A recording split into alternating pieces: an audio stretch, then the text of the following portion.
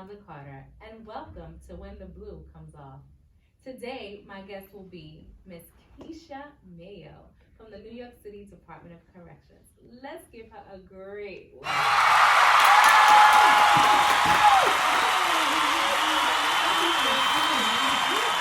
Oh, I am really loving that bow. Oh, thank you, and thank you so much for having me on the show. You're welcome. You're welcome. Listen, we go back. We gonna touch on that. Yes. In later on in the interview. But first, I know you don't drink wine, but I'm gonna partake if you don't mind. But this, no, I don't mind. This is a blue wine, and I thought about having the blue wine because, of course, the show is called When the Blue Comes Off. And then I went somewhere and I learned about the blue wine, and I found out that the person who makes it is actually a son of a correction officer. So I was like, oh my God, let's look into it. And it's called the Amour Genevieve. So if anybody's interested in this blue wine, we will have it in the credits, or you can Google it, look it up, follow him. Young black man doing his thing. But anyway, let's talk about you. Okay, so we're gonna get into all your goodies. We're gonna do the basic talk, and then we'll proceed. Okay. So, how long have you been with the New York City Department of Corrections? So, I started with corrections in 2007, so I've been there 12 years. Wow, Yes. 2007, so 12 years, so you're almost there. Right. You got a half a foot out the door, And it's amazing because I actually used to work for housing. Okay. And I was following my friends, taking the test, and I'm the only one there. Are you serious? Yes. Yes, I was Wow. following them, was never a dream or desire to go there, but, I figure a change, let me try, and I was called, and I'm the only one there. And what's your rank currently? I'm a correction officer. Okay. So Yes. you still true blue. True right blue, there you go. So in your 12 years, right, what would you say has been the best experience you've had while working? I would say the best experience I had was just being able to be myself, being raised in the church, mother evangelist, my grandma when she was alive an evangelist, and what they instilled in me, the good that they instilled in me, that I was able to go there and be an encouragement to people. I joined the Correction Officers for Christ, so I was able to try to start prayer in different facilities, just different places, because prayer is definitely needed, in corrections. All the stuff that goes on, prayer is definitely needed. So I think one of the greatest things is just being able to be me, being able to encourage people, pray for people. I get joy out of that. When somebody could say, thank you, I needed that. Yeah. I think that was my greatest experience, because honestly, in corrections, I have not had a good career. Everybody speaks of, oh, I had a wonderful career.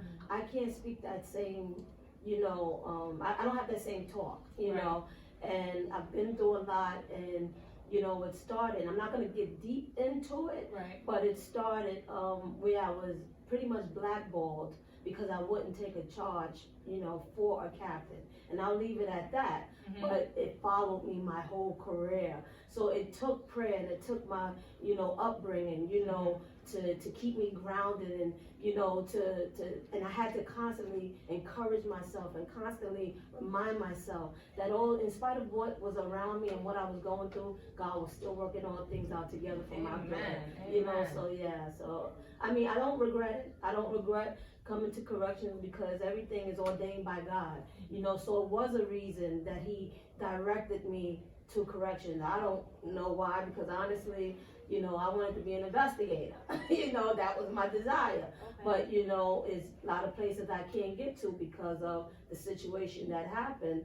But it's okay, because God has been good to me. And what I find is that God allowed me to do other things, that gave me that peace, that gave me that joy that I needed, when I was going there and, going through certain things. I had stuff going on the outside that really gave me that push, So that's why I said I don't regret it, because what it made me do was work harder, and it made me want to just encourage people, who's going through the same thing, because what we go through, the Bible says, there's nothing new under the sun. So if there's nothing new, you'd be Would you tell surprised. Yes, you'll be surprised who's going through the same thing you're going through. So if you made it through, and you made it through with your head up, you made it through, you still got Christ in your life, then you can be able to tell somebody else, listen, you can make it. Right. You know, when you see people in the locker room crying, and you just encourage them, it's just a blessing to know that you're able to be a blessing to somebody else.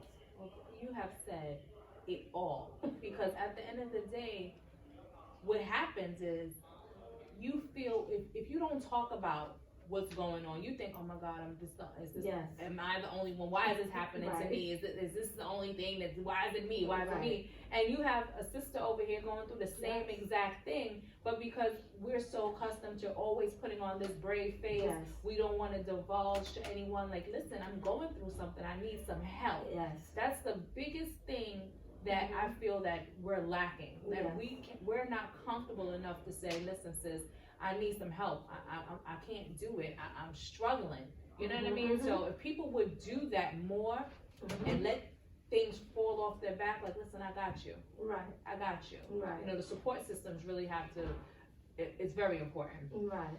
So with that being said, you said you really didn't have really too good of experience, and you're currently still employed with the department, so we don't want to go too deep into any of that. But if you would have to say, like, aside from the charge, unless you would say the charge, that situation would be one of the worst or not the best things that have happened to you thus far in corrections. Would you say that would be one of the worst things, because you said that kind of trickled down and affected your whole career? Yes, Would you say that? that would be the worst. And I would say, you know, again, I met some nice people. You know, I've people, like when I started in 95. You know, and back then, 95, you know, it was like a family. Right. You know, you had people that welcomed you. You had people who saw the things happening to you, and they would pull you aside. Come here. I remember this one. I think I had 2 years on it, maybe 2 years on the job. Well, no, it wasn't even 2 years. It had to be like 6 months to a year. And I had 4 bad days. The first day they jumped my ESO, you know, suicide watch. The second day, a guy tried to hang up. The third day, something else happened, I forgot. And then the fourth day, this MO inmate takes the fire extinguisher and he shatters the whole glass. And I started running out of there saying, you know what? Who I give this badge to? Because I am. I said, no, this ain't for me. This ain't for me. And I mean, when I tell you, they pulled me to the side. Man, calm down. You know, so it made you feel good that, you know, people came to you and they tried to comfort you, and they said, listen, you have, because at that time I was 4-2s, they said, listen, take your past days, calm down. And revisit that. Right. They said, but you're not going to leave. And I'm glad I didn't, you know, because in spite of, you know, the things you go through, it makes you stronger. Right. You know, so I almost feel like I had to go through it, and I have to go through it, you know, because God is just elevating me. You know, it's one of those things where people try to tear you down, and God said, you know what, I'm the greatest of them all, so no matter what they do to you, they can't knock you out. You know, so you continue to stand and continue to press your way. So I'm excited. You know, I hold no grudges. I hold nothing, you know, and I'm just excited that God made me the person who I am, you know, that I'm able to, because it's all about forgiving and moving on, you know, and it's a lot of, you know, it was a lot of good. It was a lot of good. Well, we're going to focus on the good, because we got good things to talk about today. So if you had to give advice to women, females that's coming onto the job today, what would you advise them? Run. I'm not gonna sit here and sugarcoat it. And my sister-in-law, she actually went to orientation, and she said she sat there for 30 minutes and thought about everything I told her. And I actually took her to ride Playland because I wanted her to meet officers. Interact with the people, right, and I wanted her to get their side of the story. And she said by the time she sat there, she just got up and walked out and left. So yeah, it's not a job that I would encourage, you know, someone to take. And you know, I don't knock the people that it has been good for, you know, good to, because there are people that skid right through 20 years and they had the greatest experience of their life, you know, but everybody doesn't get that, but it's for a reason, again, as I said, Right. because it made me stronger. And I will say this, because I enjoyed this, I sung the national anthem at my graduation, so I was happy about that, you know, so that was a really good experience, you know, and that actually opened the door, you know, your gifts make room for you, so that kind of opened the door for me to sing at other graduations and, you know, be a part of the ceremonial unit for a little while. And so, yeah, so there were some good things, but no, I do, and I don't know if that's good or bad to say you know, for an agency that you work for, you would tell them to run, but that's just how I feel. I guess because of what I went through, I don't want to see a loved one go through the same thing. And they may have a different experience. Right. But, you know, that's why I wanted her to hear everybody, you know, different sides, and Right. then you make your decision. But if you asking me my opinion, you know, run. Ball game. So do you resent coming onto the job a little bit? No, that's why I said no. I didn't at first. I used to say, God, why me? You know, I'm a good girl. You know, I go to church. They used to call me church girl. You know, all that stuff. You know, I don't resent it. I believe it was a plan of God, and I feel like He ordered my steps there. Okay. And it was somebody there that God needed me to encourage, and you know, or somebody or something I need to learn, you know. But we don't do things just by chance. It's always God either directed you, you know, and that's how I feel. So at first I used to say, you know, why am I here? And it's funny because even when I was in 95, I was in one of the worst houses. And my sister years ago used to be a correction officer, and she would always tell me, be consistent, be fair, and treat them with respect. And you know, being that was my upbringing, that wasn't hard. And I saw that it made a difference because the inmates would actually look out for me. You know, and there's times where we would get new inmates coming in and they'll say, stay away from Mayo, get away from Mayo table. Right. Mayo, you walking too much, you doing too much, ain't nothing gonna happen on your tour. Mayo, sit down, you know, and it's like, you know, you just feel like you have to do something, but they would say, Mayo, we got you, you fine, don't worry. And then it made, you know, it made me think when one day I was sitting on post. As a matter of fact, this happened at least 3 times.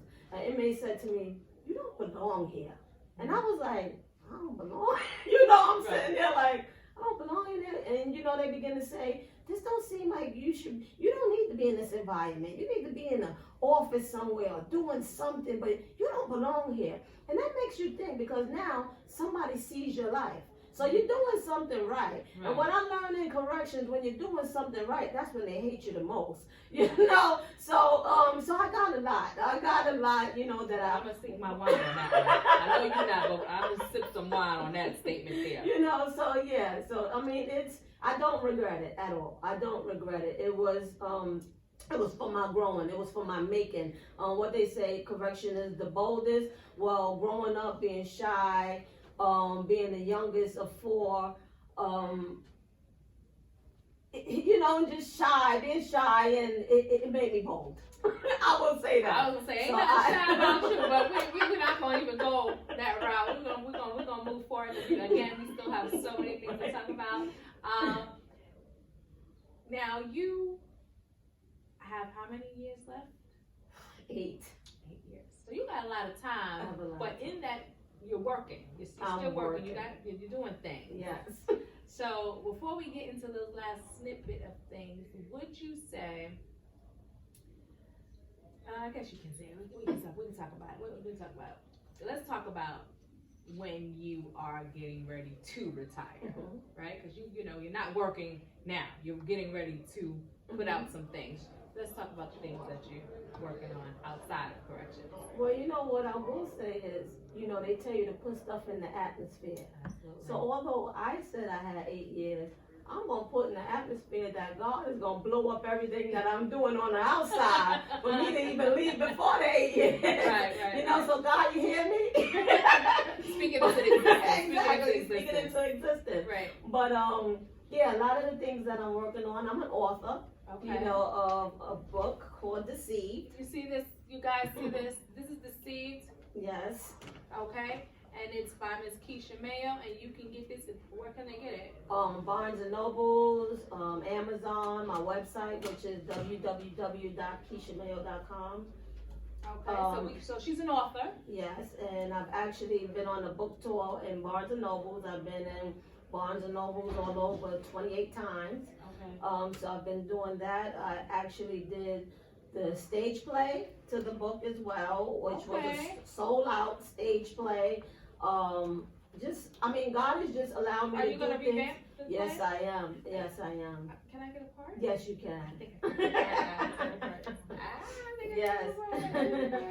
And I did the stage play, and he allowed me to direct and even play the star role, which I didn't want to do, but I also did the screenplay to the play as well. So I filmed that. Do y'all hear this? Do y'all hear what comes out of corrections when you take that blue off? Yes. This woman is powerful and amazing, and she has so much to offer. Go ahead. Yes. Screenplay, go ahead. So I also sing. Like I said, I did the national anthem for my graduation, but I also have a gospel CD out. You could get it from iTunes. Well, we're gonna I touch on one of the Believe songs God. that you sung on your mom. Your Yes, mom sings my as mom well, right? also has 2 CDs out as well. And you're singing on that. Yes. The music that we have today is the track with you and your mom on it, right? Well, it's just me. I'm Oh, is that doing what- background vocals, lead Okay. vocals. I'm doing everything on this one song. And we used to sing together Yes. too. Did you forget about that No, all the it's my time?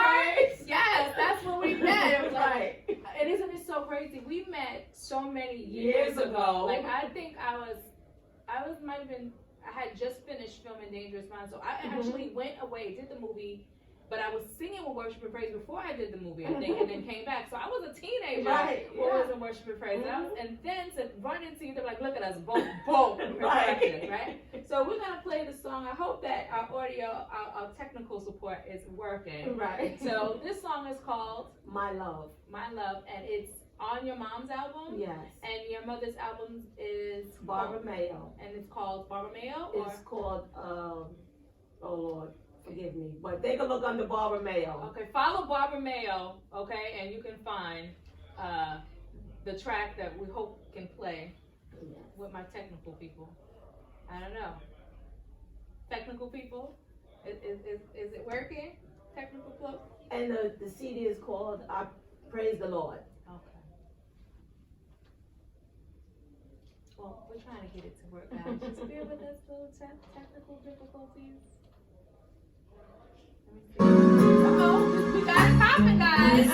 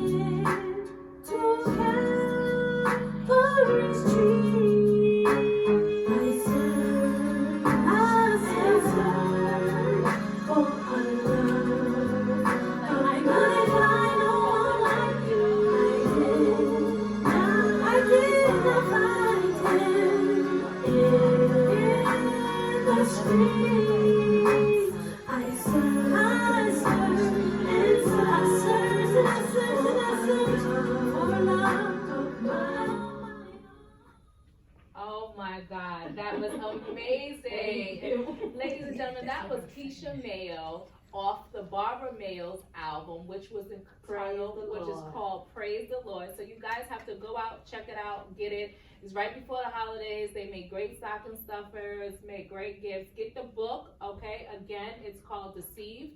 support these wonderful talents that this woman has. She has a lot to offer, and we want to give it up to you for that. One more thing to say. Sure. I Talk have away. a 15-minute empowerment call every Wednesday called 15 Minutes of Fame. Okay. Fame standing for Faith and Ministerial Empowerment, and it's from 9 p.m. to 9:15.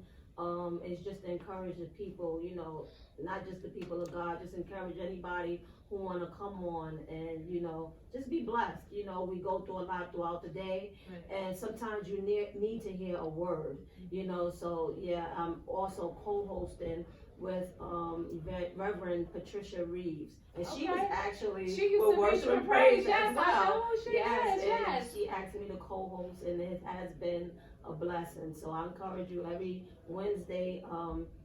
What I'll do is, because I don't have the information. Well, make sure you give it back, so then during the process of after we do the edit, we can actually add all of that information onto the show, hopefully in a timely fashion before the show airs, and we'll have it. But if not, just you don't have it verbally, it's just called the 15 minutes. I have it. 15 Minutes of Fame. I have it in my phone. Okay, so if we don't get it out right this minute, I promise as soon as you give me the information, I will definitely share it with everyone. Guys, listen, when you talk about people, especially spiritually based people in behind these gates, you don't even understand, because that's a ministry in itself. Yeah. People say, you know, you do the correction officers for Christ. That's for us. But a lot of times, inmates need that, because a lot of people don't see the need. People call them animals, people call them, I forgot what some of the higher ups call them, like like scuds, skids, that's it, right? And they don't understand, at the end of the day, anyone can be arrested. Exactly. For anything at any time. So you don't know, I mean, we have our career criminals, but we have those that, you know, sometimes just get caught up. And it's not for you or I to judge. It's for us to do our job. And sometimes people get incarcerated for whatever reason, get ministered to, right? And can walk away from that situation and become amazing and powerful in society. Right. But I'm so glad you came. But you know the next part of this whole thing, right? Yes. Yes, we're gonna go on to the Diva Glam, Yes. right? So we have the Carter's Diva Glam mobile party, which we usually do kids parties. We host adult parties as well. It's also a venue space. But today we have makeup artists that's gonna be in there, and they're gonna beat that face, honey. They're gonna beat that face. So we have Miss Brittany and we have Miss Watson out there today. So when we're finished here, you're gonna go out there, you're gonna get your face done, and then we'll come and check on you later. All right. So again, thank you so much Thank for coming, and I hope that these messages and empowerment and encouragement for these women that you see in this department will let people know that, hey, listen, there's more to us than just locking a gate. Exactly. You know? So again, thanks for coming. Thank you so much. Hope to see you guys soon. Bye.